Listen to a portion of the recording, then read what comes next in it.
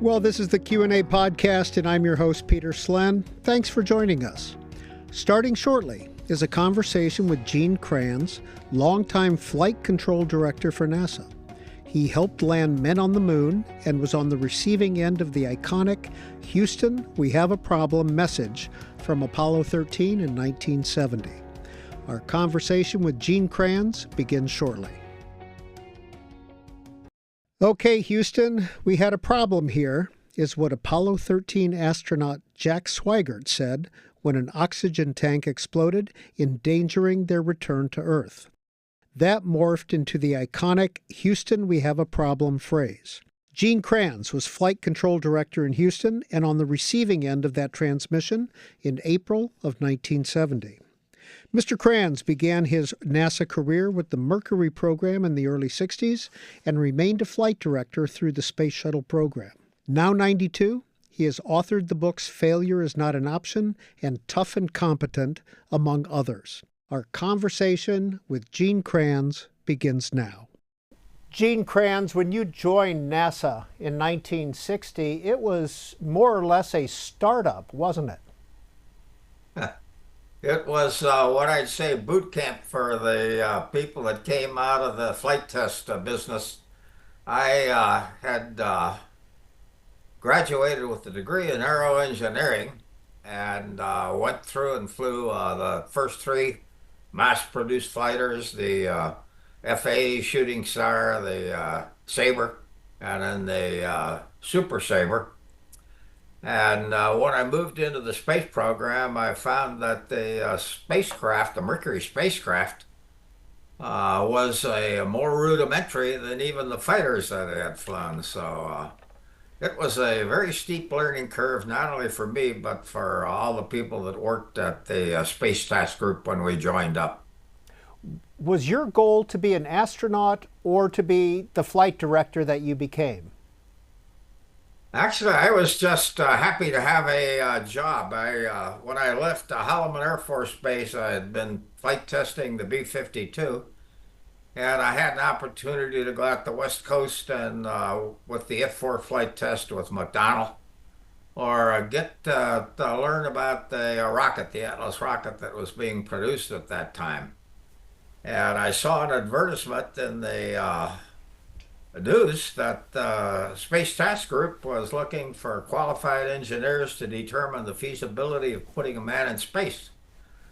And I thought that sounds a heck of a better job than the one out in the West Coast or learning about rockets. I'm going to make rockets go. Can you give us an overview of the Gemini and Mercury programs that preceded Apollo? I think it might be even more important at this time to really address the environment of Project Mercury. As I said, it was rudimentary aircraft. And when we brought people in, trained them to be mission controllers, we had limited communication capabilities on a global basis.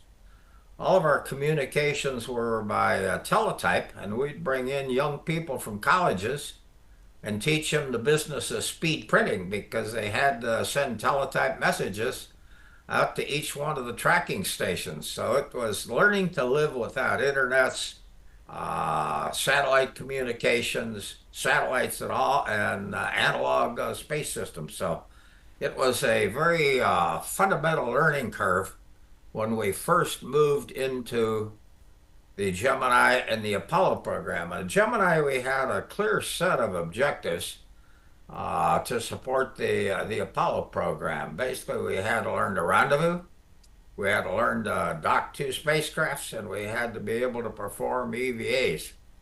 And at the same time, we had to learn the business of working with digital systems, both on the spacecraft and within the ground system. So the learning curve was pretty steep. We had 2 years to put it all together from the time that we finished Project Mercury and fly our first Gemini mission. John Glenn was part of the Gemini group, correct? Yes, he was, but he did not fly really until we got to the shuttle program, when he rode as a passenger. A test subject would probably be a better description of it. It, in, The in 1962, you referred to John Glenn as a test subject? John was the first.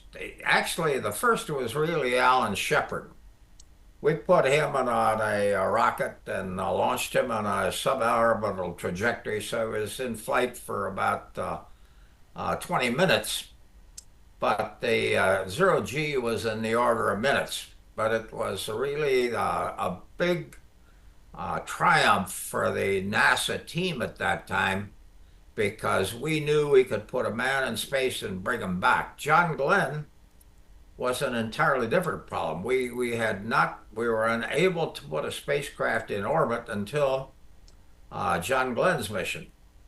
And right towards the midpoint of John Glenn's mission, we thought we had a major problem with the early heat shield deploy. And unfortunately, we had yet to establish the accountability and mission control for the person who's going to make the decisions. So we had a team of upper management arguing, how are we going to bring John Glenn back? And the basic approach was to retain the retro rocket package that after we had fired the rockets to deorbit and retain it on the spacecraft. And we had no knowledge of the challenge that might provide structurally to the spacecraft. And this debate continued for almost 2.5 orbits. And we never bothered to tell John Glenn when we said, John, when you finish your deorbit, retain the retro rocket package. And he says, well, why are you doing this? And it was very interesting. The answer was, well, we'll tell you when you get to Hawaii. By that time, he was already starting reentry. So we had a very rudimentary mission control capability and team, and we had yet to establish the responsibilities of the flight director as the one individual who would make the decisions for crew safety and mission success. Gene Kranz, NASA was first located in Virginia. How did it get out to Houston?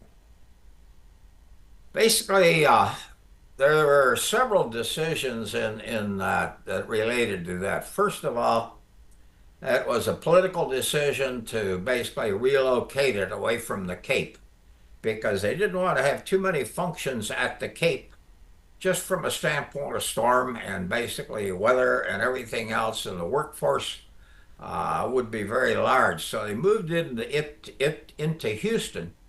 And this was a good decision because it was a communications node for aircraft. You could fly to the East Coast and West Coast at about the same time. Secondly, it was a good place for centralizing the communications because all communications we were using at that time were ground cable communications, and Houston was at a central point going east and west. And that helped our communications. It also helped Goddard Space Flight Center, who was managing the communications for the program. Basically, Goddard provided the communications network, both teletype that we would soon be able to dispense with, get rid of, because we were able now to talk to the tracking stations around the world. Did then Vice President Johnson have a role in getting NASA into Houston too? Oh yes, I believe that there were many people who were in there, and the Speaker of the House at that time, I think, had a big role. But I think it was a good decision because the future spacecraft, once you moved into the Apollo program, were out in the West Coast. And traveling from Virginia to the West Coast would be a challenge. We were still in the early days of the jet transport aircraft.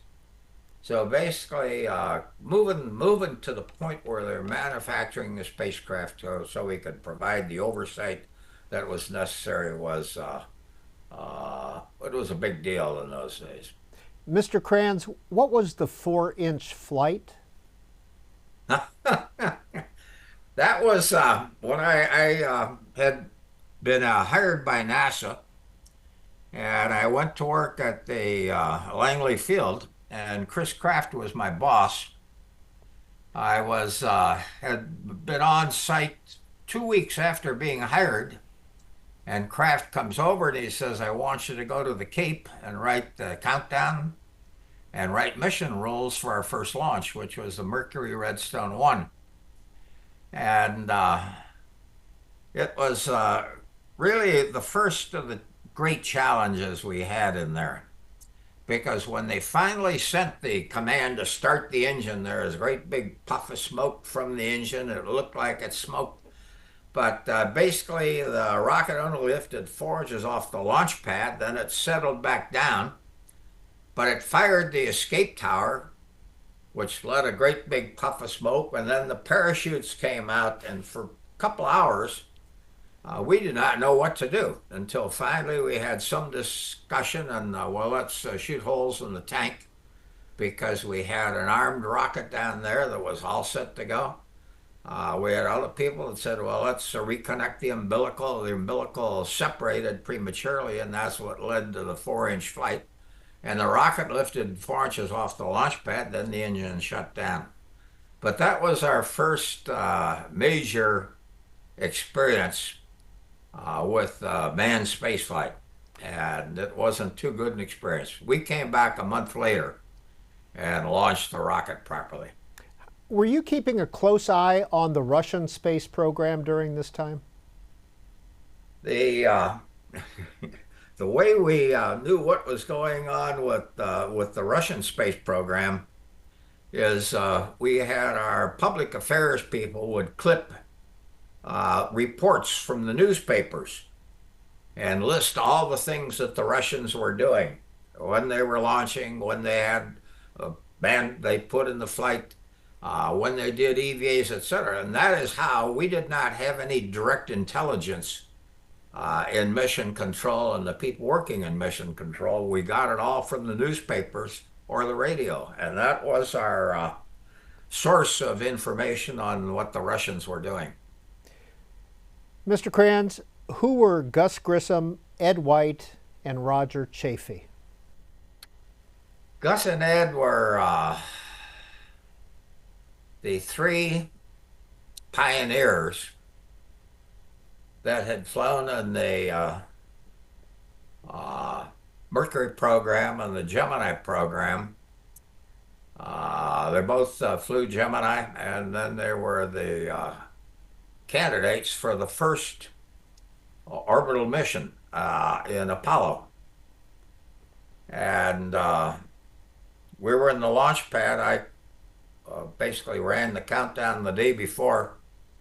The testing on the launch pad went through two different, what I'd say, phases.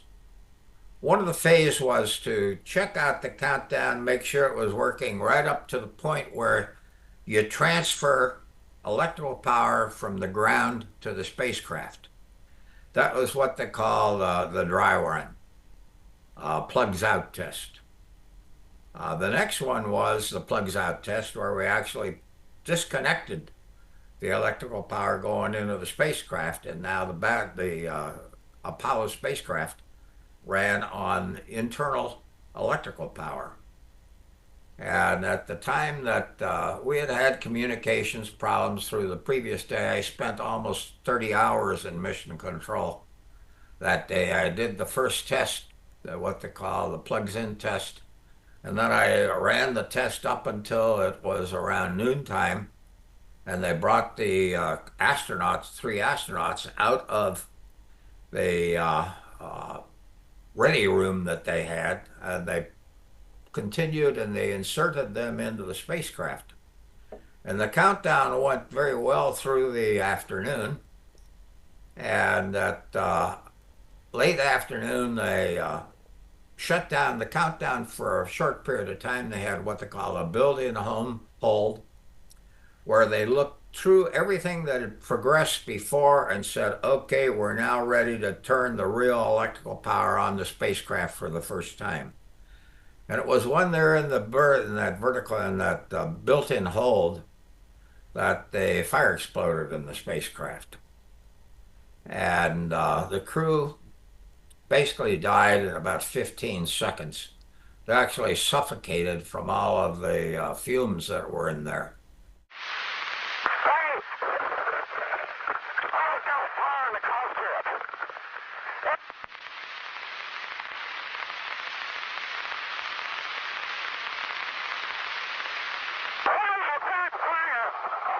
And this was the first of the times that we had lost crew members in space. I was the deputy division chief at that time, and for 3 days we proceeded to work with the manufacturer, look with the investigation committee to find out what was going on. And the fire occurred on a Friday, and I called a meeting on Monday get the controllers together and brief them on what was going on. And at that time, I was very angry. I had a good feeling that there was some lack of accountability in the processing of the aircraft, the spacecraft that was. I was a fighter pilot. I'd seen 5 people die when I was over in Korea, and I'd seen other people die during the flight test programs on other aircraft.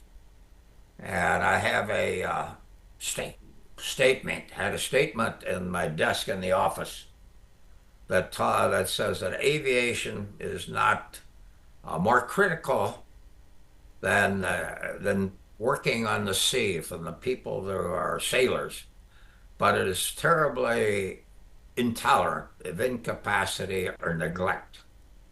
And this was sort of the theme that I used that day when I talked to my controllers. And that became known as what was called the Kranz dictum. And the words tough and competent, basically I made the statement that tough and competent talking, we're going to be accountable for whatever we do, and we will never fail because of a lack of knowledge. And I had my controllers, everybody that was in my briefing that day, write those 2 words on their blackboards in the office. We used blackboards those days with chalk. And that was the price of admission to work in mission control, tough and competent. And C-SPAN's Q&A podcast continues in a moment. Well, that was Apollo 1, where Roger Chaffee, Ed White, and Gus Grissom died, June of 1967. Mr. Kranz, 2 years later, you're landing on the moon. What was the progress in those 2 years? They had several things we had to do. Shortly after the Apollo 1 fire, we started launching the Saturn rockets. And the rockets performed well, the Saturn 1B and the Saturn V. And at the same time, we basically reconstituted the command and service module, the spacecraft that the crews died in, into an entirely different, what I'd say form. It was what we call the block. We had Block 1 and Block 2 spacecraft. And this repaired, they were quality control issues in the implementation of the spacecraft systems. Now, Gus and Ed and Roger was a rookie, but Gus had flown on the Mercury program and Gemini, and Ed White, I wrote the plans he made the first spacewalk on the Gemini 4 mission. I wrote the plans for him and did part of the testing with him. So basically, the movement very rapidly was, we had leadership in those days. Leadership was key to moving from the fire and back into flight. July 1969, Apollo 11. Where were you and what was your role? After the Apollo fire, I was made the division chief. I was put in charge of all the controllers, all preparation for flight, flight planning procedures, training, all of those things. So by the time we were now moving towards the lunar missions, I had to run both the division of people that were doing the job as well as operate as a flight director. So I set my plan that I would fly as flight director only in the odd numbered missions. So I flew Apollo 7, 9, 11. And by the time I got to 11, I had flown the lunar spacecraft, the lunar module, 3 times. An unmanned mission, a manned mission, and now the manned mission with the going to the moon. The Apollo landing was very difficult. It was done almost, I broke all the rules. Douglas MacArthur was one of my things is you're remembered by the rules you break. And we worked with the crews and the control team to make that mission, the first landing mission, as safe as possible. And to a great extent, it was dependent upon communications. Unfortunately, they made a modification at the Cape that basically installed a scupper, basically a shroud around the jets on the LEM spacecraft to keep the thrusters from impinging upon the spacecraft skin, and that interfered with our major communications. So many times during the process of getting ready to land and going to land, my team had to work without communications. In addition to that, the crew did not fully depress the tunnel between the command service module and the lunar module. And this was very important because when they separated, it was like a champagne cork on a bottle. It was a pop gun, and it changed the trajectory of the Apollo 11 spacecraft. We were going to be landing along in an area that we had not planned for.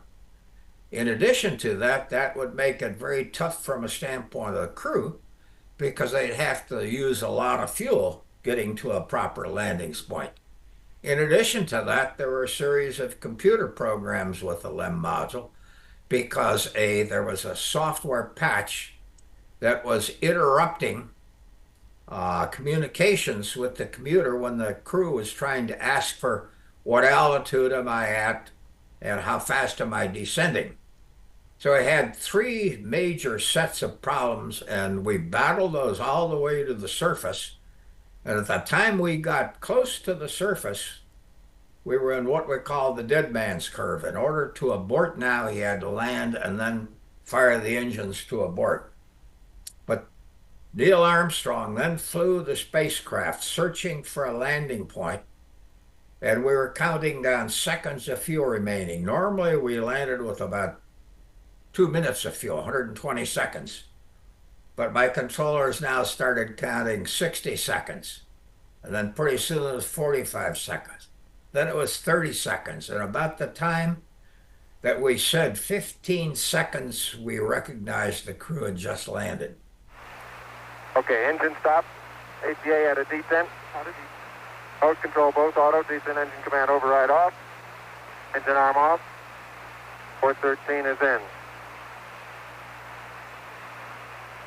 We copy you down, Eagle. Houston, Tranquility Base here. The Eagle has landed. Roger, Tranquility. We copy you on the ground. You got a bunch of guys about to turn blue. We're breathing again. Thanks a lot. Now, there was no celebration in mission control when the crew landed because we had to make sure it was safe to remain there. So for the next 2 hours, we looked at the spacecraft system while the world was celebrating and our management was celebrating. Basically, we were looking at the spacecraft, making sure it was safe to remain there. So we checked out all the systems, 8 minutes, at 12 minutes, and then at 2 hours, and finally told the crew they could power down the spacecraft. At what point did you celebrate with the rest of the world who were watching this in real time? That's a good question because as soon as we finished, I had to keep my controllers quiet in mission control. Then I had to go to a press conference, do the press conference. So about 3.5 hours after landing, I could celebrate, and my team could celebrate. So it was I wished we could go back and do it one more time so we could be just like the rest of the world and our management.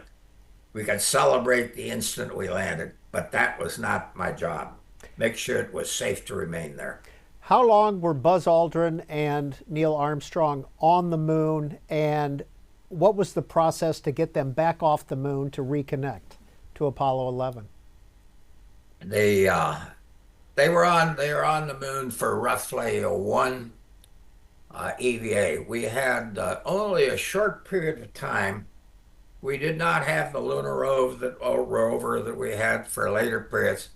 So basically, they were about 3 hours on the moon that they established. They were walking on the moon, that was. They spent a good portion of time getting ready to walk on the moon. And then they did their lunar walk. They put the flag up. They got back in the spacecraft. Then they had to clean off their suits to make sure they didn't bring any of the lunar materials, the dust from their chutes. Then I had to run a countdown for them to launch again. They even took sort of a sleep period in there, but basically they spent roughly about 3 hours on the surface of the moon, but they spent about 6 hours getting ready to go to the moon and then basically cleaning up after they did the lunar work. Well, Gene Kranz, we talk a lot about Neil Armstrong and Buzz Aldrin. Those are two names we know, but there was a third astronaut involved in that mission. Who was he, and what was his job? Basically, his job was to fly the spacecraft, retain the position of the spacecraft, make sure that when the crew had finished their work on the surface, they were in an orbit toward the dock, and if for some reason they could not accomplish docking on themselves, he had to be prepared. That was Mike Collins. He had to be prepared to go in and dock go down and get not to the surface, but if the lunar module was stuck somewhere in an orbit, Mike had to go and basically capture the lunar module, extract the people transfer from the lunar module to the command module, and then bring them back home. So his job, if they had problems and did not fully make the proper orbital changes, getting up into orbit to rendezvous by themselves with Mike, basically he had to go get them. Was he disappointed that he did not get to go to land on the moon as well? I really don't know. I would tend to believe that he was just happy to be part of that great enterprise.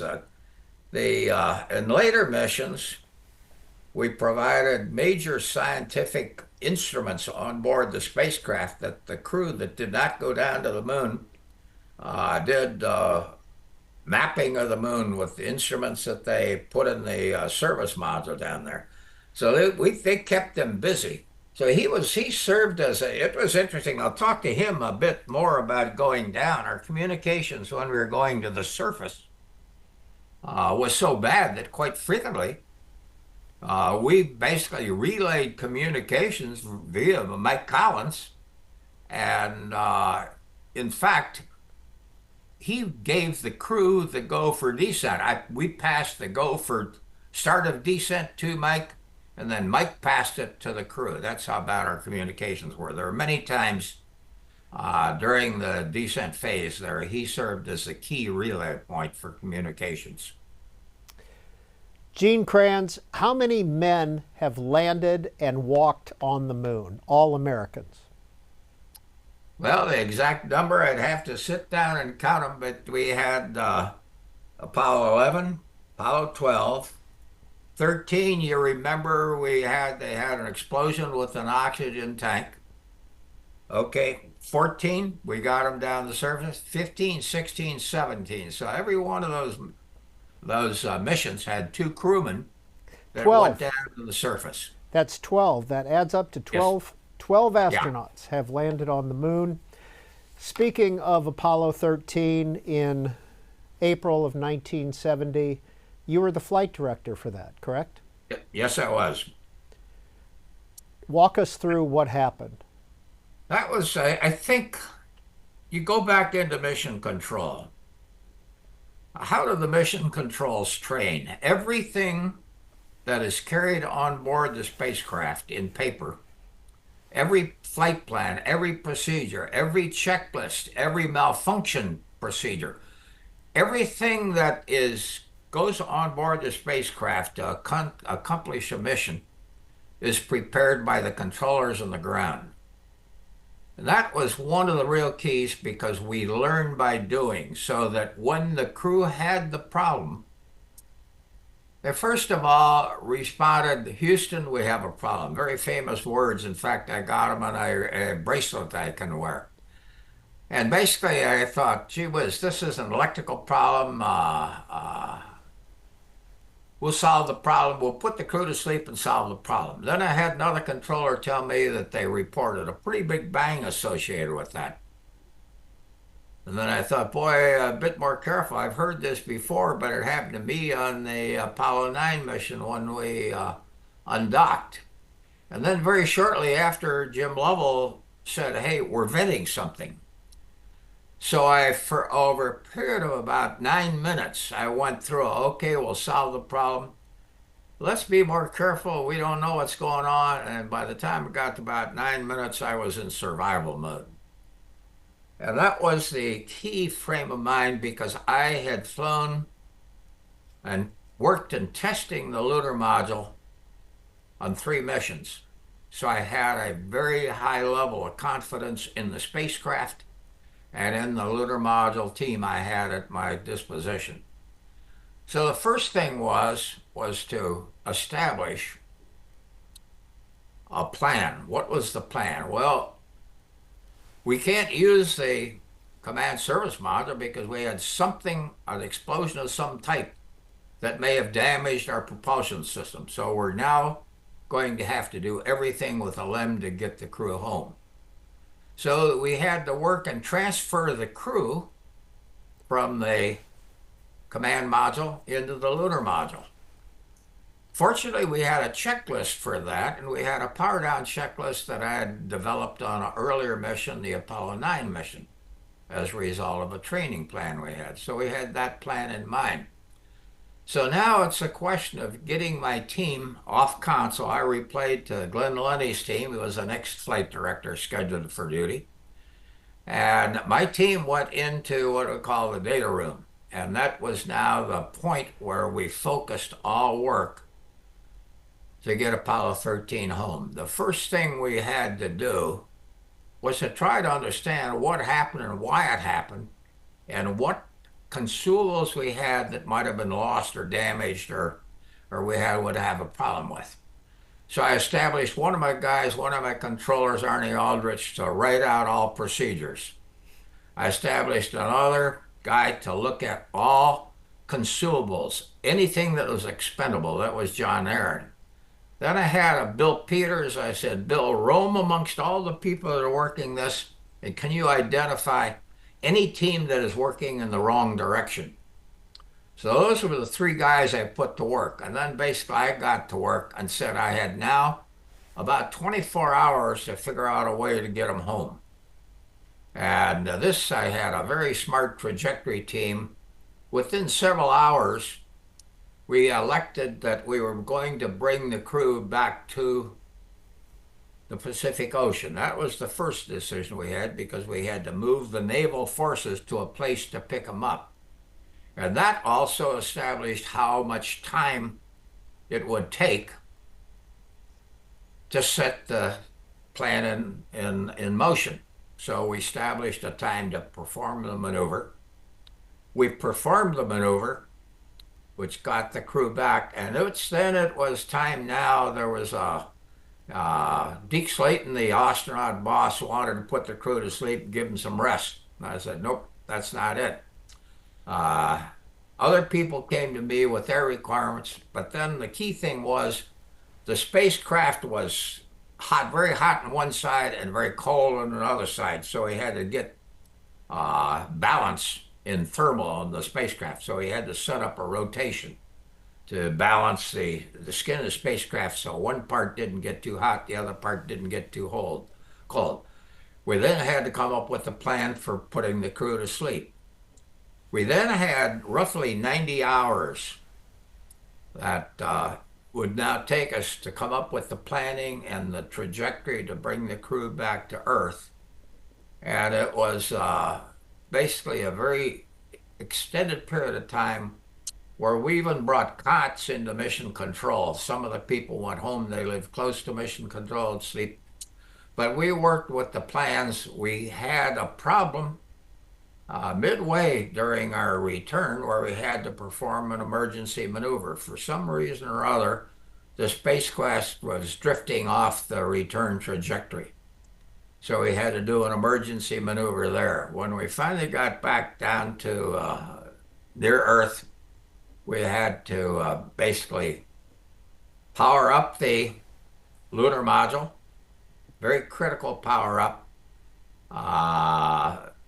Basically, we had to use that to make do this emergency maneuver we had.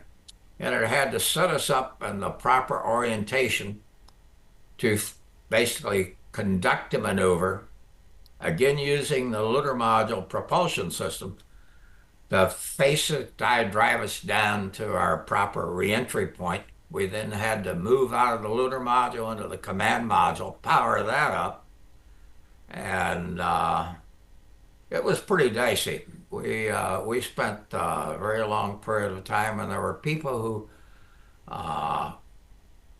were worrying that basically we weren't going to get this crew home, but I never let my team surrender to that way of thinking. Our job was to bring the crew home, and they were believers, and they made that happen.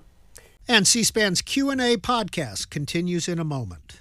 Gene Kranz, you said a couple of times we only had X number of hours to get them home. Why did you have that limited time frame? The lunar module was going to be our lifeboat. And what we did is we had to power up this lifeboat and use battery power to basically set us in the trajectory to come home on. Then we had to power down during the crew sleep period for roughly about 2.5 days, 3 days. And it's going to get ice cold in that spacecraft. And this is where I had a lot of discussion on what to do, but I said, nope, we got to keep that spacecraft being heated by the sun as much as we can. And then we had to use the lunar module batteries one more time to power back up. The key thing was to save what battery power still existed in the command module for the final stages of the reentry. So much of this, the Apollo 13, was being played out on live TV as well, correct? Yes. Did that add to the pressure? No, actually, the controllers, and I think that we were all very sensitized, I would say, to the working in a high pressure environment. I was a fighter pilot, flew in Korea. That gave me a lot of experience. I worked the flight test on the B-52. By the time the controllers had gone through the Gemini program and the early part of the Apollo program, they had a pretty good handle on how to cope with pressure. I had a flight surgeon basically on each one of the shifts, and frequently he would give me a call and say, it's time to give a rest to my team. The way we rested during this whole long period of time when the crew's on their journey home, I needed immediately access to my team. So we had a second control room downstairs. We turned the communications down there so you could hear what was going on. People could take a nap there. If we needed them, we could find them because we knew that's where they were going to be. So basically, we took what I'd say is cat naps whenever we got a chance to. Fatigue was my principal concern, but it was one that each one of the people I had were darn good at coping with high workloads, intense workloads, and critical workloads. In mission control, we have what we call a set of foundations. And it talks about what are the qualities necessary to perform as a mission controller. It's discipline, it's competence, it's confidence, accountability. Basically, we have teamwork. So all of these things are basically on the sheet that's in front of us. And this sheet that defines what they call the foundations of mission control is in every room, in every document in mission control. And it has one statement that is down below. It says to recognize, be aware that at all times you may be called upon to do the impossible, and it is up your job to make it happen.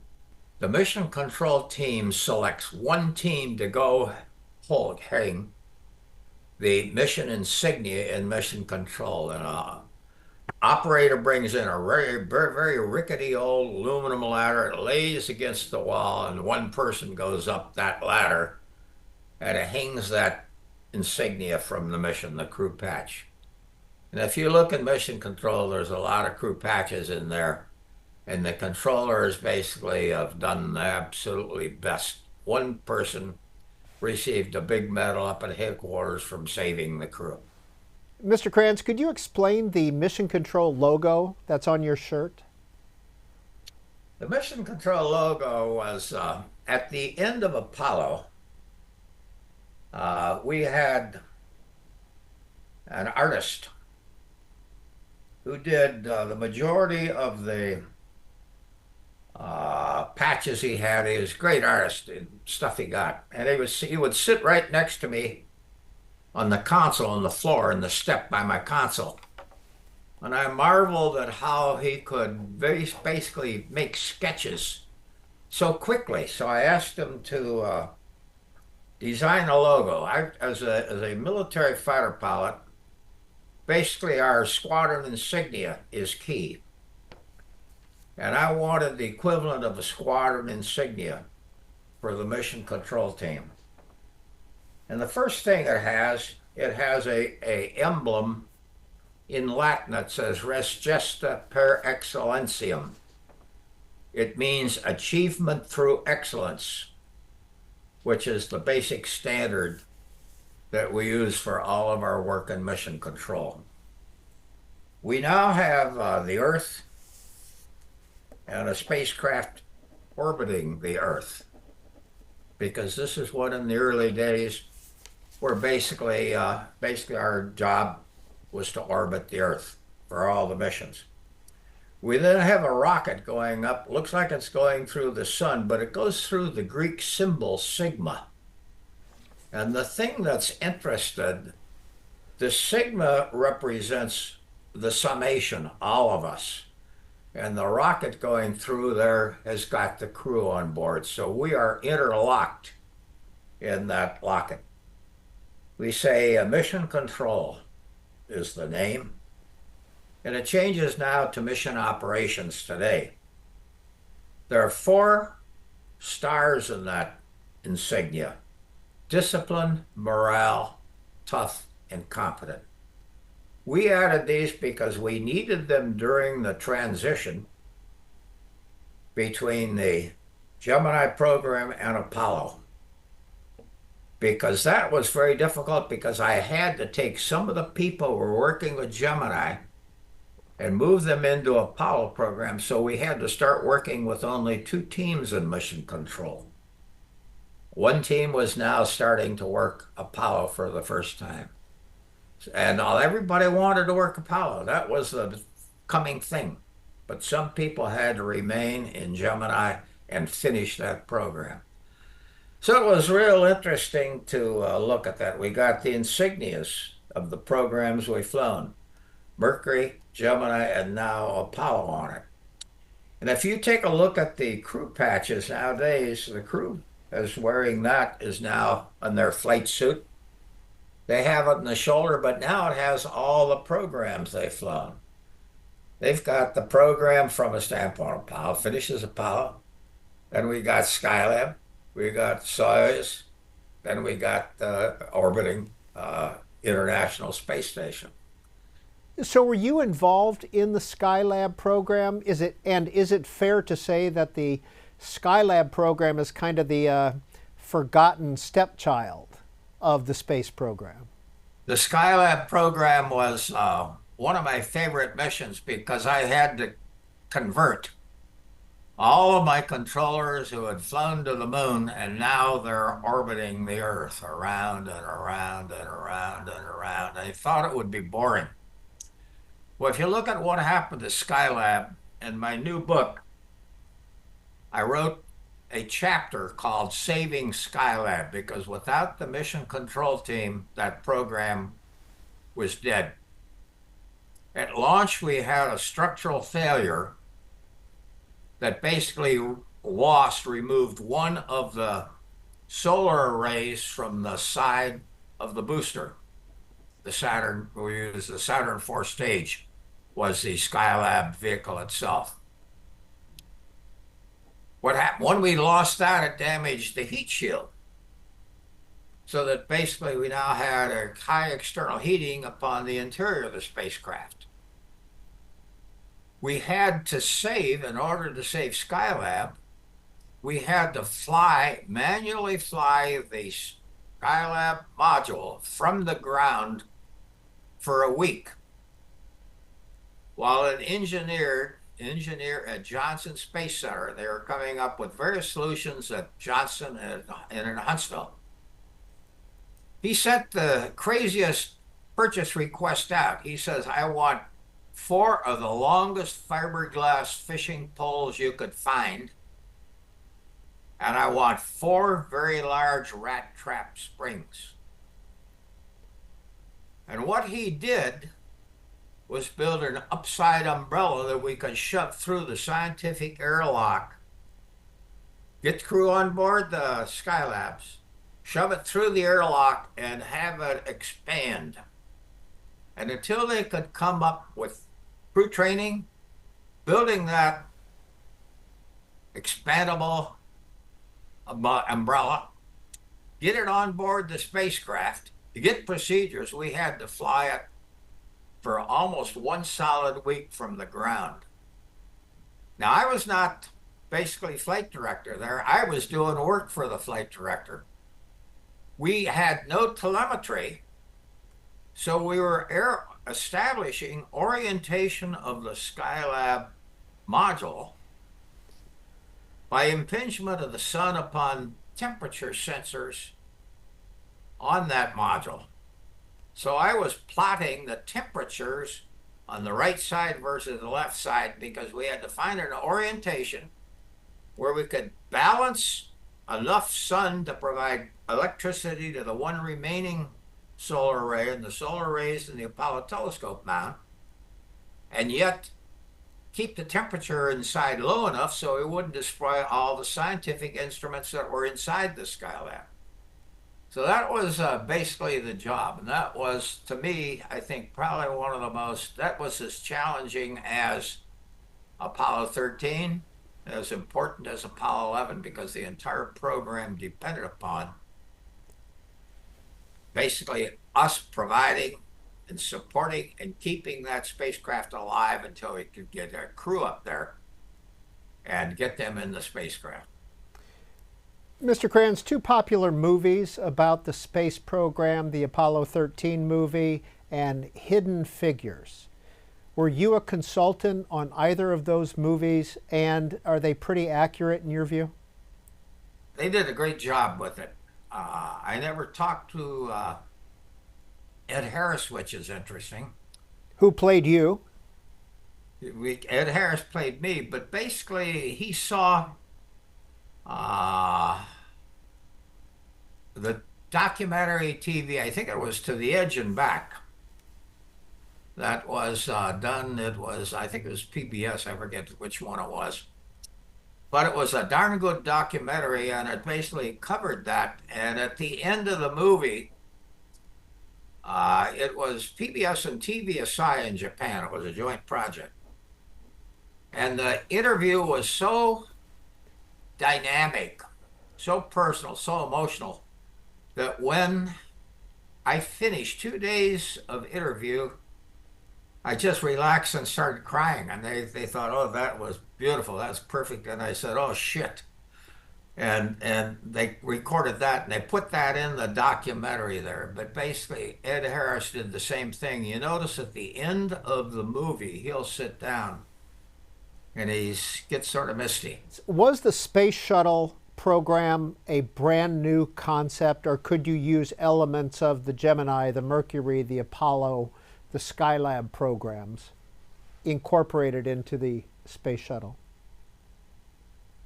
I think the Space Shuttle Program was one giant step to be able to take large things into orbit and recover large things and repair things in orbit, like the Hubble Space Telescope.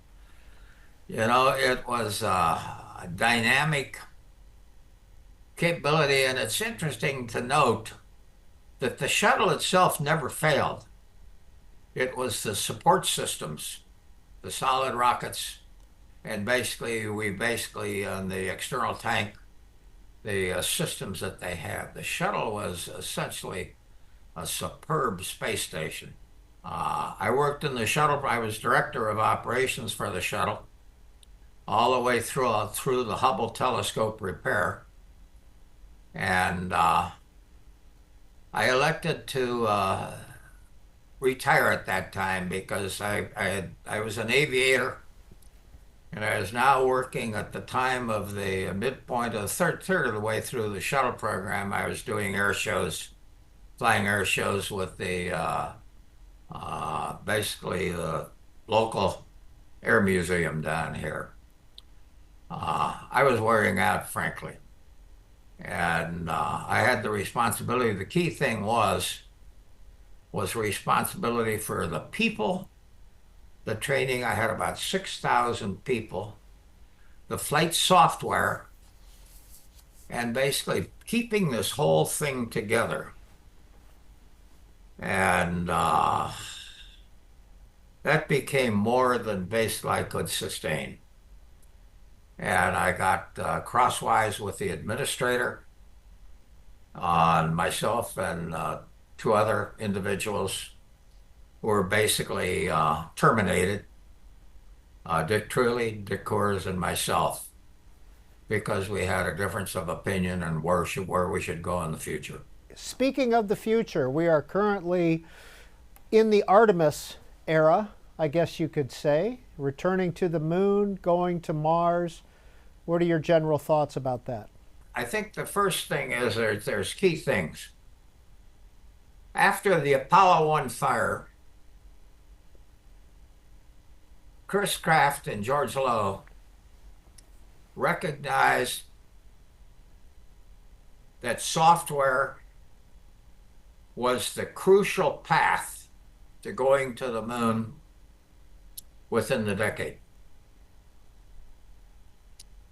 And they recognized that the integration of the Apollo software was a major task. So they told Chris Kraft to establish an organization equivalent to a program office, and it was called a single meeting called Flight Techniques. And Flight Techniques took requirements from Program Office, Command Service Model, North American, Grumman, MIT Draper Labs, engineering, operations, and astronauts, and build them into a software package that would work.